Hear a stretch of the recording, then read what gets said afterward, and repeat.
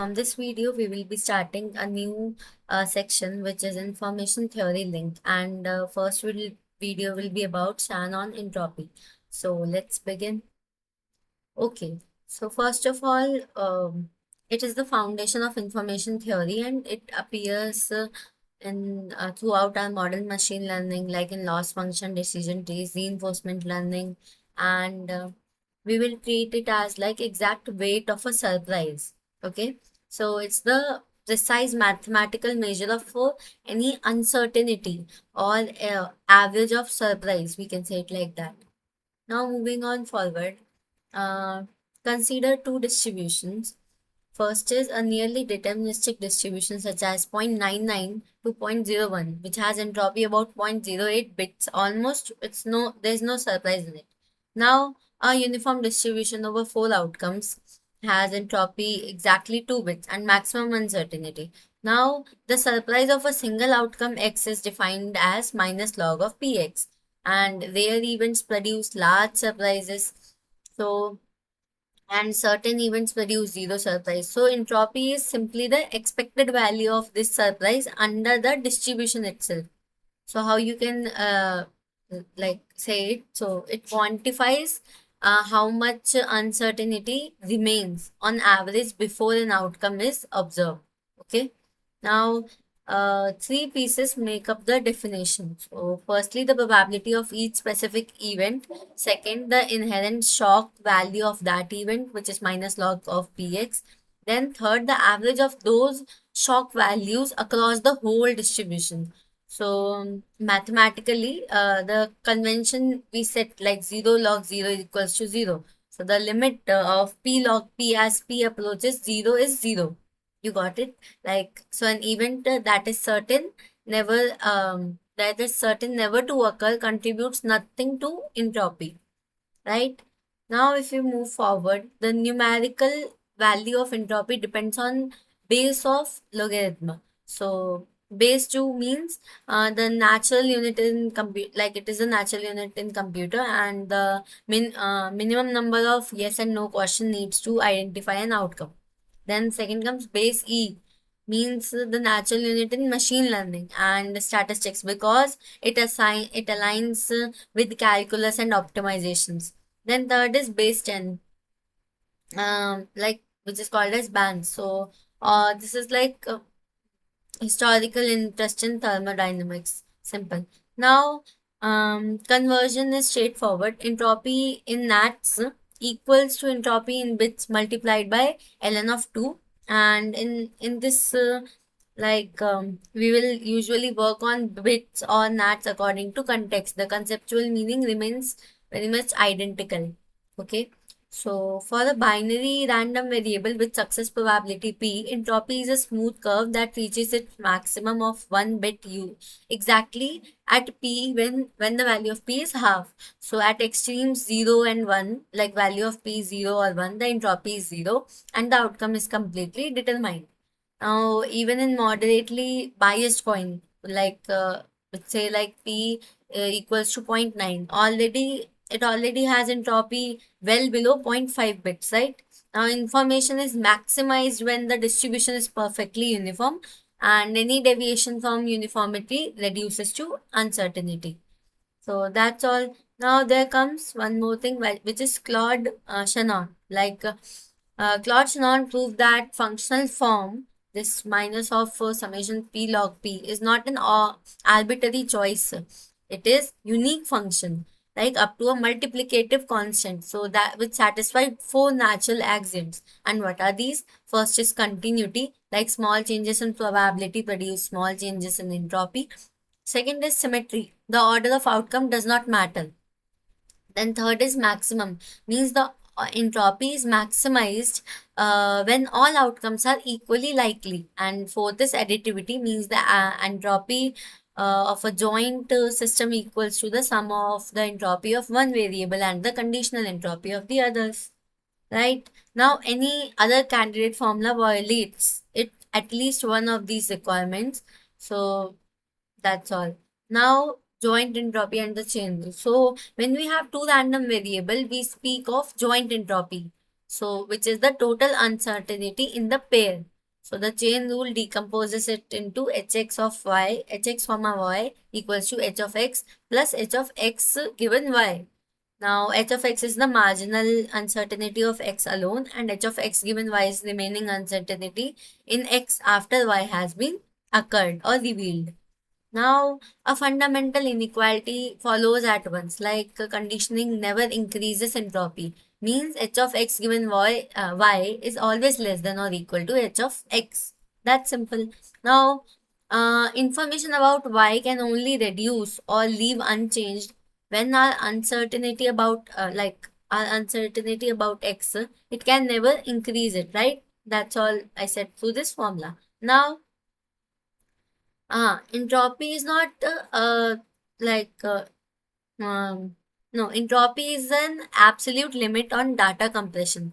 So there is Shannon's source coding theorem, which states that no lossless code can compress a sequence of independent symbols drawn from a distribution P below h of P bits per symbol or on average. So if you attempt to use more bits, like more fewer bits, you must permanently destroy the information, and the entropy will represent the irreducible information content of that source. That's all. Now, this is differential entropy. So, when a random variable is continuous, we replace the sum of integral and obtain differential entropy. And formula can be written like h of x equals to negative integration of f of x log f of x dx. So, among all continuous distributions, with the fixed mean and fixed variance, the Gaussian maximizes differential entropy. And this is one deep reason the central limit theorem produces a normal distribution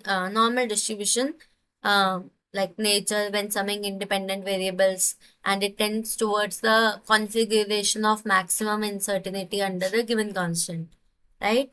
Now there are two notations which differ in important ways. So that's like discrete entropy is always non-negative and has a direct interpretation as the number of bits needed to encode an outcome, and in it is invariant under invertible reparameterization, right?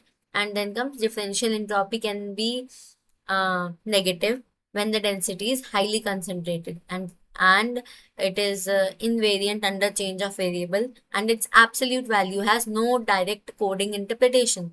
Only differences of differential entropies are meaningful for us. Now, maximizing distribution also differs. So uniform for discrete entropy under a fixed support, and Gaussian for differential entropy under fixed variance, right? Now, three misconceptions appear repeatedly when we study these. So, first is a negative differential entropy does not mean negative uncertainty. So, it simply means the density is peaked at that point. Now, second is the entropy belongs to distribution, not to the particular random variable that realizes it. So, two different variables that share the same distribution have identical entropy. Then third is the inequality, conditioning reduces entropy. So it holds unconditionally for discrete variable, but it can fail for continuous variable. And if conditioning splits the density rather than it concentrates it. Now, uh, in supervised learning, the cross entropy between the true label distribution P and model distribution Q can be represented through this formula, which is like h of PQ equals to h of P plus KL P parallel to Q. Now, because the true entropy h of P is a constant that does not depend on the model, so it minimizes the cross entropy, and it is mathematically identical to minimizing the Kullback-Leibler divergence. And every neural network trained with a softmax output and cross entropy loss is therefore forcing its predicted distribution to match the Shannon entropy structure of the true labels. Okay.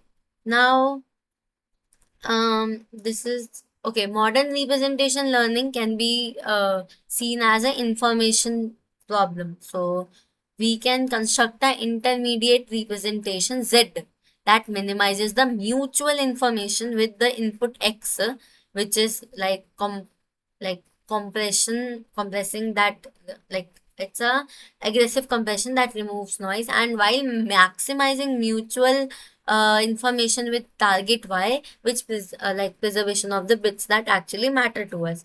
Now mutual information itself is built from additive blocks of Shannon entropy. So how you can write it, that is like there's a formula like I of xy is equals to h of x minus h of x given y, or you can write it like h of y minus h of y given x. So entropy is the elementary currency in these trade-offs. Okay. Now, hmm, no, but wait. Entropy is the elementary currency in which these trade-offs are expressed. Okay. Now, entropy appears as a design principle across many algorithms.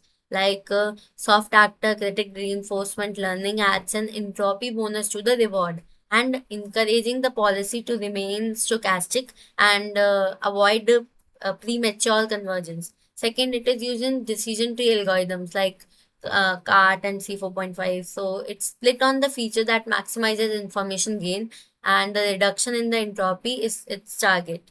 Now, language models are evaluated by perplexity, so which is simply exponent of h. So a perfect model would achieve an entropy equal to true entropy of the human text. So in each case, Shannon entropy supplies both the objective and a diagnostic. Simple. Now, here comes the Shannon entropy, like it's a conclusion. So, here Shannon entropy is the universal metric of the unknown. And from the 1948 paper on communication over noisy channels to the loss function that trained today's large language model, it remains the fundamental law that quantifies uncertainty, expression like compression limits, and mathematical shape of surprise. So, just master the definition, the chain rule, and the uniqueness axioms, and the distinction between discrete and differential entropy.